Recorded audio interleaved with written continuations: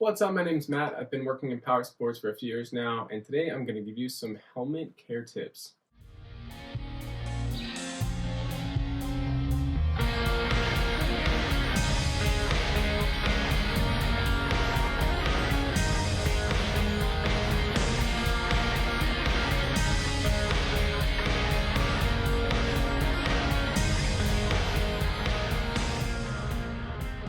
So starting off, I just want to say that the outside of the helmet is generally pretty robust, but the inside of the helmet is going to be the most sensitive part of a helmet. It's the one piece of gear that you really be careful about damaging because one, it's going to determine how well that helmet can still take an impact, but also two, it's really easy to damage. So things like gloves, bandanas, balaclavas are usually okay to put inside of a helmet.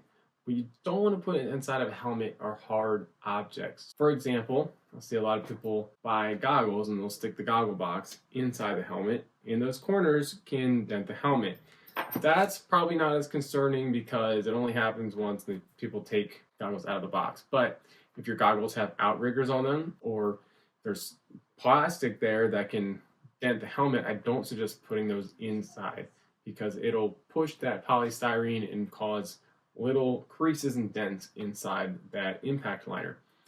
Mirrors, I don't recommend putting your helmet on a mirror. I've literally seen helmets that had impact liners with just so many dents inside of them just from throwing it on their mirror, and every single time you do that, it just hits the inside of that liner and just dents it and dents it. Doing it once or twice, probably not going to be the end of the world, but having a habit of it is really not good. I've seen some helmets that have more compromised interiors from putting it on mirrors over time than some of the helmets I've seen from crashes. So that's pretty bad. I mean, it doesn't damage the outside, but I'm talking about the actual impact liner. For the outside helmet, you want to clean it off, but don't use any ammonia-based cleaner. So never use like Windex or anything like that.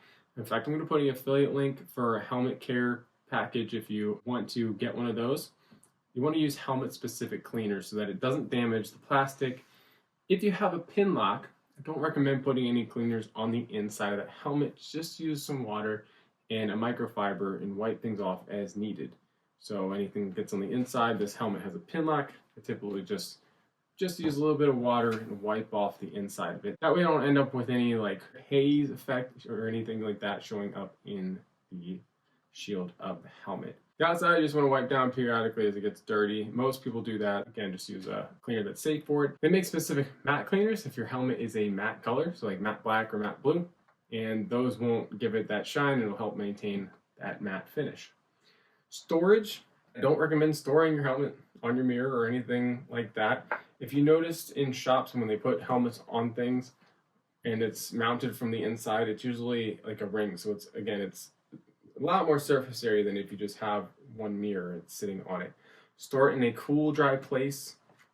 I would not suggest storing your helmet in the back of a trunk or a car, especially when it's hot out. Constant temperature changes can definitely accelerate the lifespan of a helmet, so avoid that. You don't want to put it in a shed or hot garage. I usually just keep mine inside so that it controls the temperature changes a little bit better and that's not exposed to drastic temperature shifts. Another tip I want to mention is to clean your helmet. I have seen some really disgusting, bad smelling helmets over the years, and I don't know how you guys are still putting your heads in those things. Like, it's foul. Like, it smells like a locker room and a roadkill covered the inside of the helmet, and you guys are putting your heads in there. Ugh. So once in a while, at least once a season, if not a couple times, a few times a season, if you're riding frequently, you want to pop this interior out and just clean it. It's not too bad. This one has like those weird plastic tabs up front, but usually it's just 2 snaps on the front, 2 snaps in the back, and interior comes out. Put it in a bowl, use some Dr. Bronner's, wash it out, let it hang dry, just clean it by hand, clean it. You can do the same thing with cheek pads. It gets a little more complicated if you have like a cardio system or some kind of comm unit. So if you want to work around that, I understand a lot of people just use like a helmet refresh kit and put a spray and just wipe it down. But usually once a year, I will take everything out, clean them in a bowl, let them hang dry, put it back in. If I'm riding a lot, I'll do it 2 to 3, 4 times a year, sometimes even. Basically when the helmet starts feeling grimy, or I just feel like there's a lot of dust and it needs it. But there are some people that have ridden helmets for like 5 years that they never put any cleaner on. It's just, don't do that. It's bad for your skin. It's bad hygiene. It's not good for the helmet. Just take some time to take care of your gear. It's worth it, trust me. As the helmet reaches the end of its lifespan, there's a few scenarios where you want to replace it. One, if it's aged out based on manufacturer guidelines. Two, if it drops or takes any type of impact, typically want to replace a helmet. Personally, if there's nothing inside the helmet and I just drop a helmet, I don't replace it, but that's just me. I'm not telling you anybody what to do. Follow the manufacturer guidelines. But basically, if there's nothing inside the helmet, you drop it, typically that foam's not going to be crushed. And these Arai helmets specifically are incredibly strong. So I don't worry about it too much, but I do really try not to drop the helmet because there's no arguing, it's not good for it. Right? So if you drop the helmet or it ages out, replace it. Anything beyond that is a gray area. It is completely your discretion how much you want to operate in that gray area. One bonus tip I have is don't wear helmet halfway onto your head. So these cheek pads at the bottom are what keep your helmet on during a wreck. I see a lot of guys walking in the shop and they'll just walk around with their helmet like this. And problem is you're putting a thin part of the helmet, so the part that's supposed to keep your helmet on your head, you're stretching it out with the larger part of your head.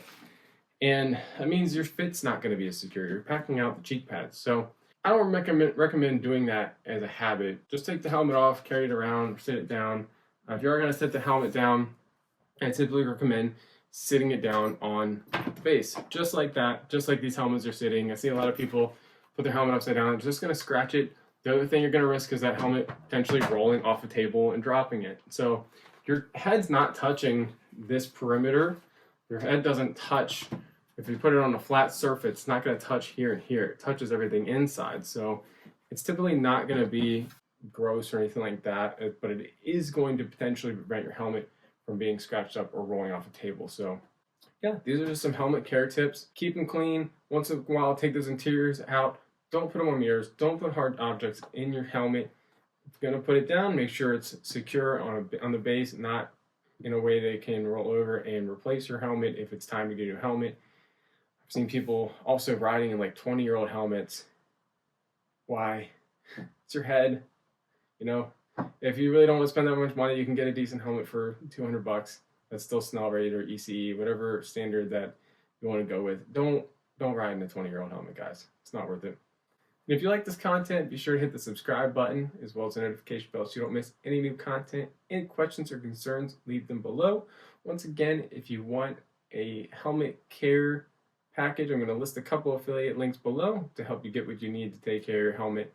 And yeah, thanks for watching.